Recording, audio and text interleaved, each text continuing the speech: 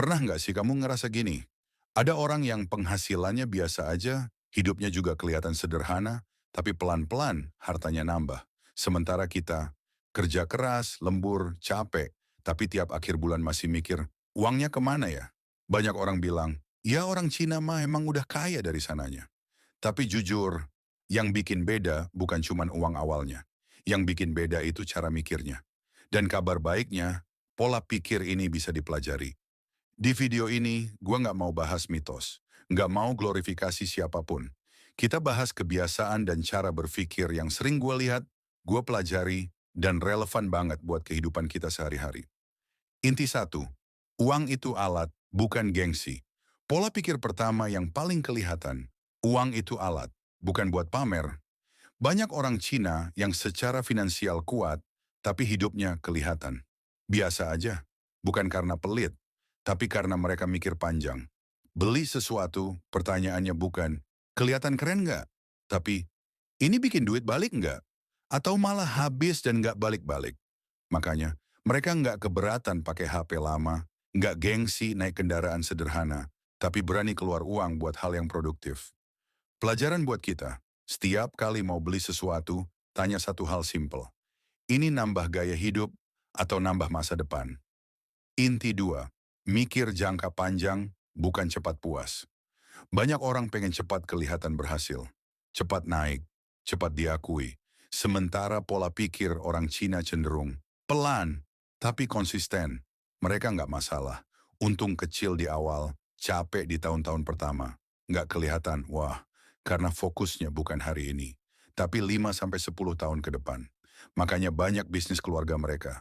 Kecil dulu, bertahan lama turun-temurun. Sementara kita seringnya, baru jalan dikit, lihat hasilnya kecil, langsung ngerasa, ah nggak worth it.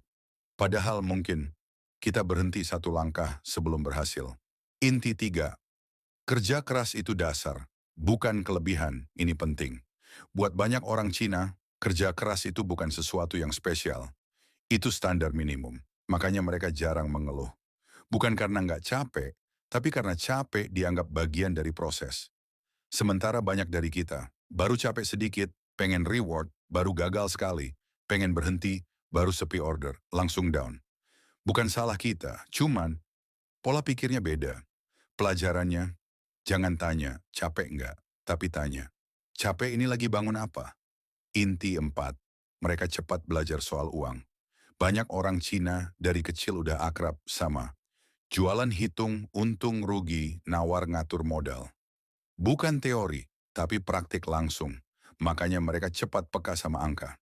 Sementara kita sering takut ngomong soal uang gengsi jualan. Ngerasa bisnis itu bukan bakat gue. Padahal uang nggak peduli bakat. Uang nurut sama. Siapa yang mau belajar dan konsisten? Mulainya nggak perlu besar. Jual kecil-kecilan bisnis sampingan belajar, ngatur cash flow pribadi. Yang penting, mulai sadar uang kemana dan dari mana. Inti lima, mereka nggak menunggu sempurna. Ini yang sering bikin kita kalah start. Kita nunggu, modal besar. Waktu luang mental siap kondisi ideal. Sementara banyak orang Cina, mulai dulu, berantakan belakangan. Sambil jalan, baru dibenerin. Karena mereka paham, yang bikin kaya bukan rencana sempurna, tapi aksi yang terus diperbaiki. Jadi kalau dirangkum, pola pikir yang bikin mereka selangkah lebih kaya itu. Uang dipakai buat tumbuh, bukan pamer. Fokus jangka panjang, bukan hasil instan kerja keras dianggap standar. Cepat belajar soal uang, mulai sekarang bukan nunggu sempurna.